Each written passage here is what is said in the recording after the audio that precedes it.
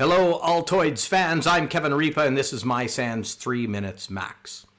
In our final episode on acquiring RAM from an Apple product, again, in our example, it was a MacBook Pro, we're going to see what the product is that we've collected, and we're going to talk about that hash.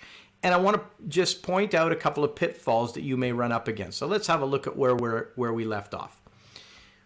We left off calculating the hash, and you can see now that our cursor is sitting at a new command line. As soon as that happens, we know that our hash has been collected. What does that hash look like? Well, we open up our destination drive and we find that text file that we created. And when we open it up, we can see there was the hash, the MD5 hash that was created. And now going forward, anything that we would want to do, we can, with this RAM, we can compare it to this hash value. Now there's a few different things we can do with this RAM in terms of analyzing it. And in upcoming episodes, we're going to look at a couple of different options of parsing that RAM dump and what we can possibly do with that RAM dump. Now, what I'm probably going to do for those demos is I'm going to create a different RAM image than this one so that in our example, we're not parsing 64 gigabytes of RAM every time we run an instruction as part of the demonstration. It will make things go more quickly. I do want to bring one very important thing up with you.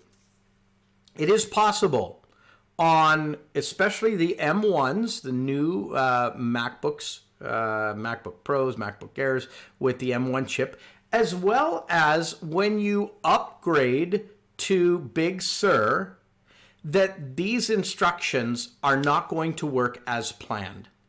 In fact, when you try to load that memory driver that we loaded, it could tell you that in order to be able to load that, you're going to have to restart your computer. You may even have to change some of the security settings that we talked about in previous episodes. And you're saying, well, how do I get a good copy of RAM if I've got to restart the computer? You know what? It won't be a pristine copy of RAM, but it will be better than nothing.